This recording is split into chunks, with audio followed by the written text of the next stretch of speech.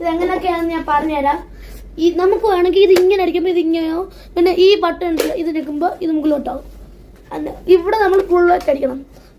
നമ്മൾ ബുള്ളറ്റ് അടിക്കണമെങ്കിൽ ആദ്യം ഇത് നമ്മൾ ഇങ്ങനെ വെച്ചിട്ട് ഇങ്ങനെ അടിച്ചിട്ട് ഈ ശബ്ദം കേട്ടിട്ട് വേണം നമ്മൾ അടിക്കുമ്പോൾ ബുള്ളറ്റ് തെറിച്ചു. ഞാൻ അത് കാണിച്ചു തരാം. എല്ലാ ബുള്ളറ്റും ഞാൻ ലോഡ് ചെയ്ത് വെച്ചുതരാം. അടുത്ത